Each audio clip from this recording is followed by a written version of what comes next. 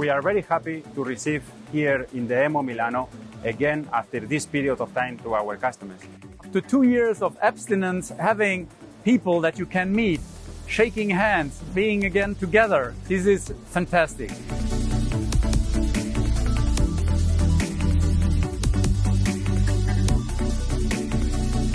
The human contact is nothing that you cannot compare. So we need, for that collaboration with our customers, we need this human contact. We need face-to-face, and this is what we have here in this great exhibition.